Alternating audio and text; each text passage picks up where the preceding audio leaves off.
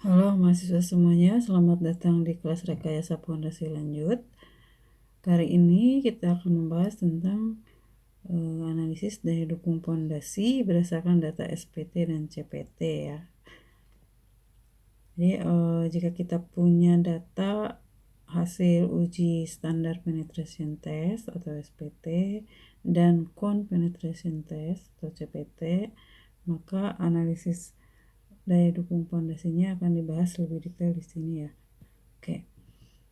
Jadi daya dukung ultimate QU dari pondasi itu didapatkan dari penjumlahan QP dan QS. Nah, QP ini adalah daya dukung pondasi untuk kapasitas titik ujung pondasi. Kemudian kalau yang QS adalah kapasitas daya dukung gesekan kulit tiang yang dihasilkan dari reaksi tanah dengan tiang ya.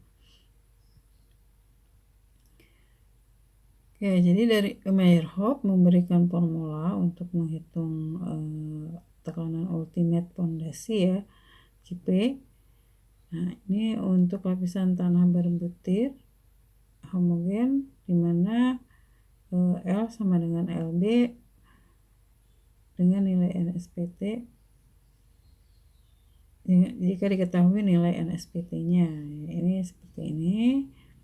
Nah, ini harus lebih kecil 4PA kali N60 ya. N60 itu nilai NSPT yang dihasilkan dari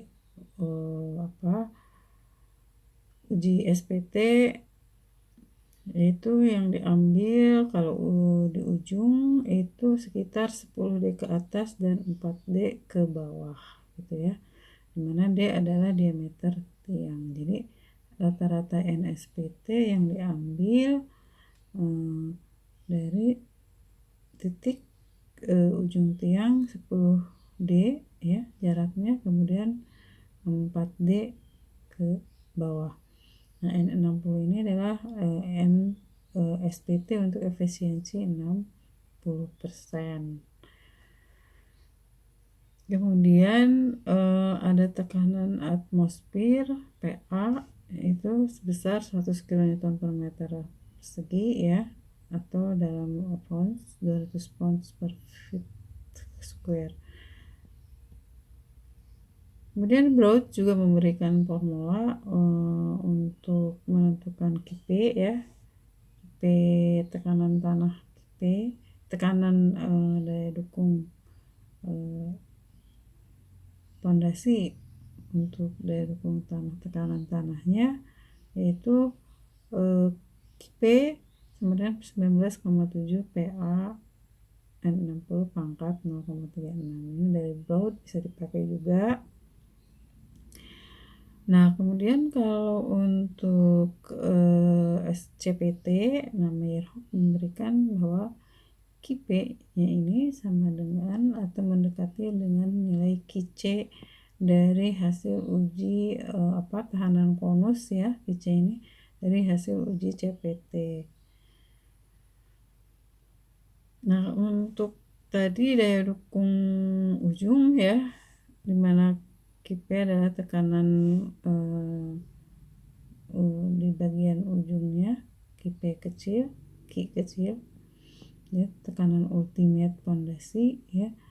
Nah, kalau untuk mencari QP daya dukungnya atau beban daya dukung ultimate-nya tinggal dikali luasan pondasinya. Kemudian untuk IS ini Meyerhoff memberikan formula ini ya, 0,02 PA kali N60 bar. N60 bar adalah rata-rata SPT untuk efektivitas 60%. Kemudian VA tekanan tanah atmosfer 100 kN per meter persegi. Jadi kalau kulit itu sepanjang tiang ya, sepanjang tahanan kulit tiang, sepanjang tiang dari permukaan sampai ujung ya, ini dihitung rata-ratanya. Nah, kemudian untuk Jadi di sini fungsi tahanan tiang average-nya adalah ini ya. Jadi satuan tahanan gesek per satuan luas atau F average-nya itu dihitung seperti ini. Nah, kalau untuk QS-nya berarti dikali luasannya nanti untuk mencari QS-nya. Nah, untuk beberapa jenis filenya ada low displacement, itu bisa menggunakan rumus untuk tahanan persatuan luasnya adalah ini. Kemudian Broad juga memberikan untuk daya dukung tahanan kulitnya itu menggunakan rumus ini ya, bisa Broad, bisa Meyerhoff, bisa digunakan. Kemudian QS, nah tinggal dikali keliling dan panjang panjang tiangnya gitu ya. Kalau kita bagi-bagi segmen, tinggal dikali panjang segmen dan keliling tiangnya. Nah, untuk QS berdasarkan nilai CPT ini dari Nottingham and Sharman tahun 1975 dan 78 ini memberikan korelasi ya, tahanan antara tahanan gesek dari hasil uji CPT dengan nilai tahanan gesek kulit tiang fondasi adalah kali alfa aksen. Nah, QS-nya kalau kita bagi beberapa segmen tinggal dijumlahkan ya, setiap segmennya keliling, P ini perimeter ya, keliling dikali segmen delta L dikali F. Nah, ini kalau dimasukkan seperti ini. Kemudian, nah ini untuk mencari nilai alfa aksennya berdasarkan jenis tiangnya dan perbandingan L per D-nya ya. Kemudian yang ini untuk CPT-nya mechanical compenetrometer.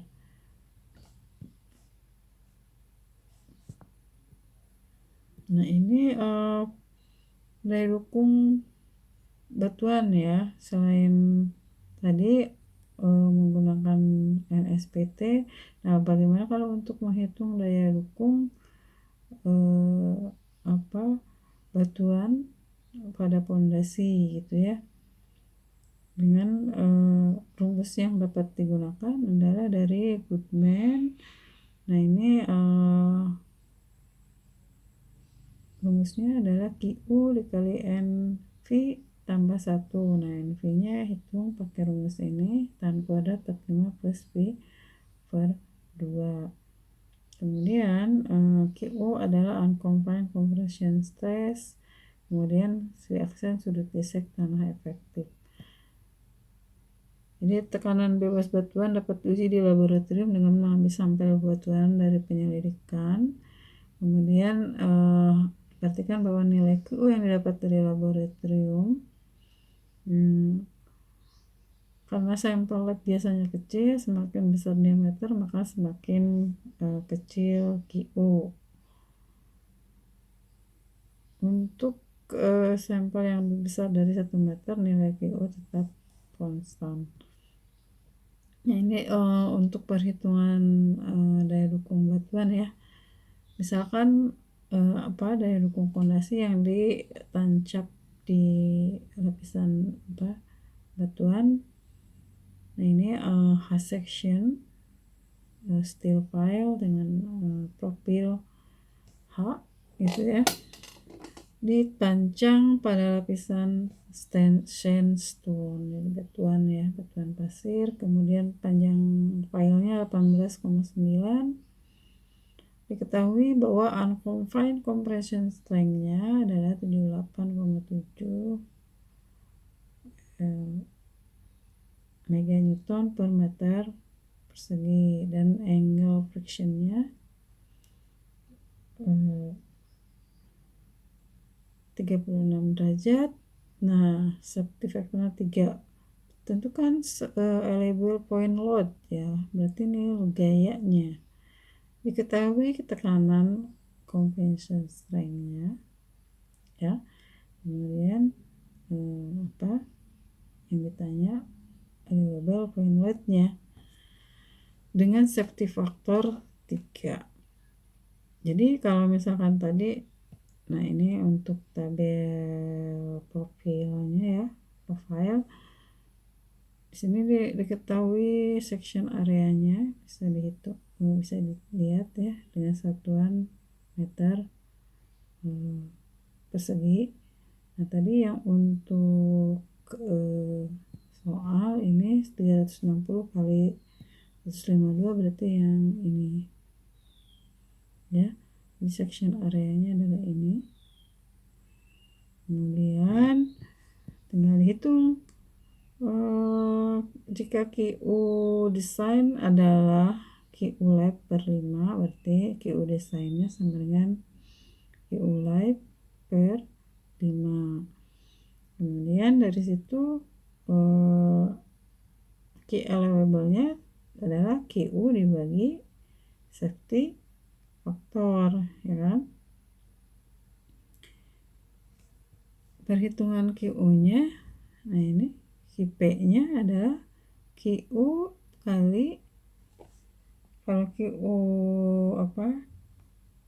QU dikali NV tambah 1, tinggal dihitung dulu NV-nya berdasarkan sudut geser, nanti didapatkan QP-nya. Dari sini untuk mendapatkan daya dukung atau allowable point load-nya tinggal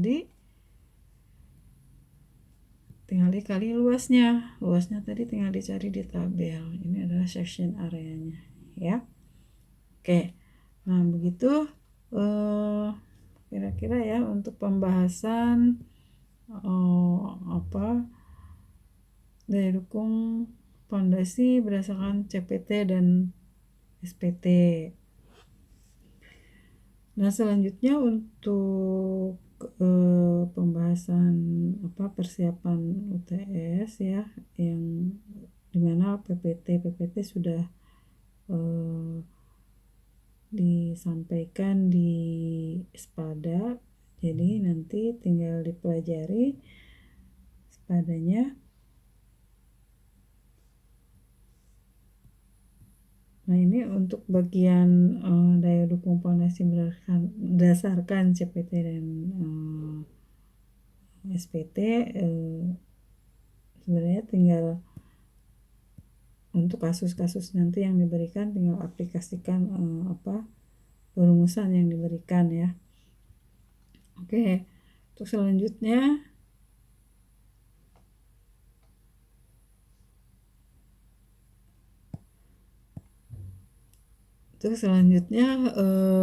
rekayasa fondasi lanjut ini kita akan membahas tentang problem sampel nih ya, mat foundation.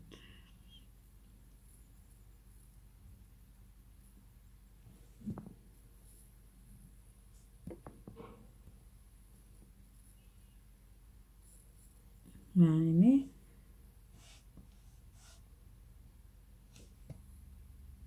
contohnya untuk mat foundation, misalkan ada ultimate determine the net ultimate bearing capacity mat foundation dengan ukuran 15 meter kali 10 meter pada lapisan tanah lempung jenuh ya, dengan CU sama dengan 95 dan P sama dengan 0 dan DF sama dengan 2 meter.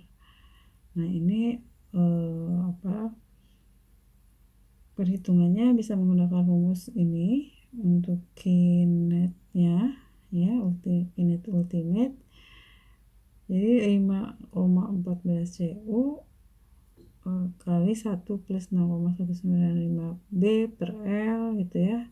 Nah, tinggal dimasukkan, nanti didapat ke 595,9 kN. Nah ini jadi tinggal dimasukkan CU nya gitu ya, kemudian B nya sama pondasinya, gamma B-nya gitu ya. Nah, ini untuk NSPT, misalnya tidak ada nilai NSPT-nya gitu ya. Nah, ini bisa dihitung menggunakan rumus ini. Jadi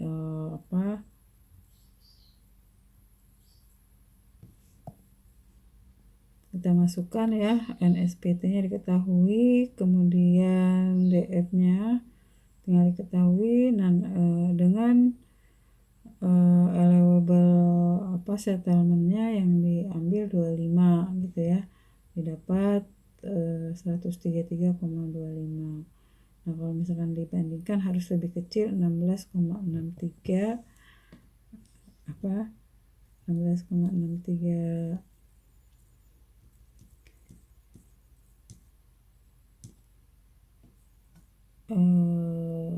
kali N60 SE per 25.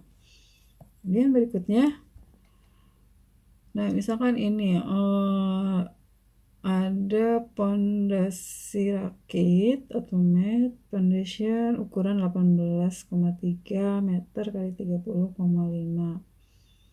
Total beban hidup dan mati di atasnya adalah 111 kali 10 pangkat 3 kN. Kemudian pondasi diletakkan di atas lapisan tanah lempung jenuh. Berat isinya 18,87 dan CU-nya 134 kN per meter persegi. Jika diketahui DF sama 1,5, faktor keamanan terhadap daya dukungnya berapa? Nah, ini faktor keamanannya dihitung berdasarkan tadi ya, perhitungan daya dukung fondasi rumus awal ya. Nah, kemudian per key allowable-nya. Jadi karena di sini ditancap di ada unit weight sama DF ya, ditancap di kedalaman tanah sedalam DF. Nah, ini net-nya adalah ini. Jadi Q per A dikurangi gamma kali DF. Nah, tinggal dimasukkan, DF-nya diketahui, B-nya, L-nya, gamma. Kemudian nah daya Q di sini beban hidup dan matinya tinggal dimasukkan. Jadi dapat SF-nya sekian gitu ya. Kemudian yang selanjutnya adalah mat foundation 30 kali 40 meter kali 40 meter, beban mati dan beban hidupnya adalah 200 kali 10 pangkat 3 kN. Nah, ini penurunan konsolidasinya. Jadi perhitungan penurunan konsolidasinya. Jadi konsolidasinya ada di lapisan 3 di sini di bawah ya. Normally consolidated clay dengan gamma C 18,55, kemudian CC dan NO-nya diketahui. Ini untuk menghitung penurunan konsolidasi pada mat foundation. Nah, jadi kalau ini ya, rumus penurunan konsolidasi adalah CC HC plus 1 per NO kali log sigma 0 aksen plus delta sigma average aksen per delta 0 aksen. Nah, delta 0 aksennya dihitung adalah beban overburden pressure di kedalaman lapisan tengah-tengah lapisan lempung. Jadi kalau kita lihat nih tadi ya, nah di sini di tengah-tengah lapisan lempung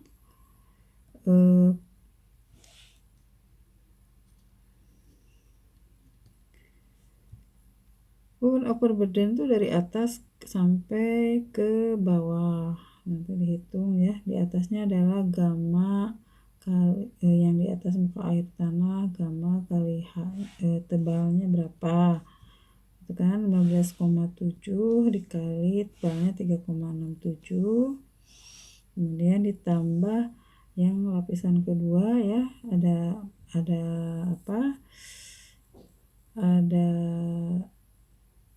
muka air tanahnya, jadi tegangan efektif ya, jadi gamma saturate kurangi gamma W di sini 19,1 kurangi 9,81 dikali tebalnya 13,33 ditambah, nah untuk lapisan lempungnya ini ya, gamma saturate dikurangi gamma W dikali, karena tebal berada di tengah-tengah, kita ambil tengah-tengahnya 6/2 ya, jadi tebalnya 6 dibagi 2 diperoleh sigma nol aksennya 208 kN per meter persegi.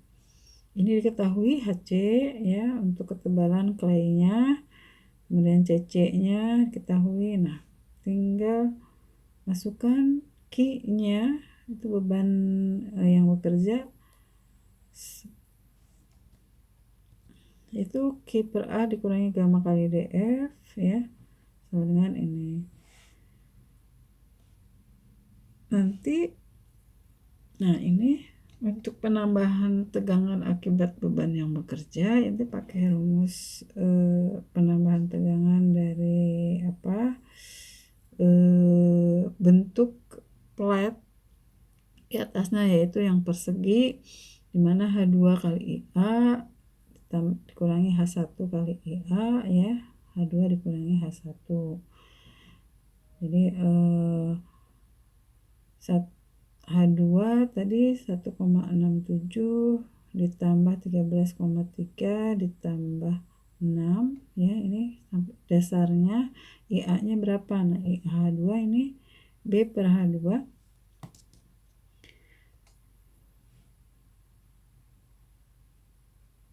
B per H2 nya dihitung dulu 0,71 untuk N2 nya, L per H2 nya dihitung dulu ya, 0,95.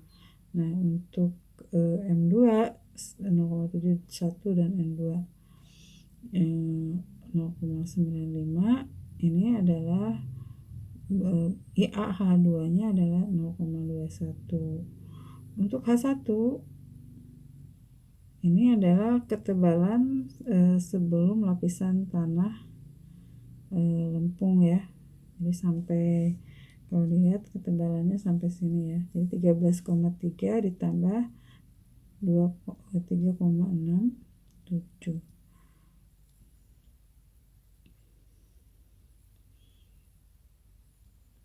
Nah ini pembahasan untuk penambahan tegangan akibat bentuk persegi di atas itu sebenarnya sudah dibahas di rekayasa pondasi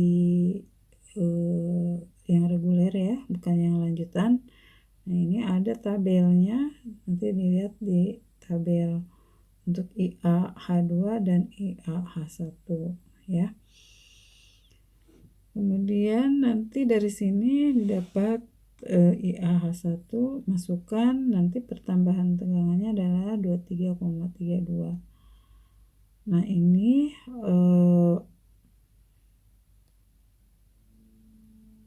so the stress increase below the center of 30 kali 40 meter kali 40 meter area adalah 4 kali 2,23 kali 32 gitu ya. Nah jadi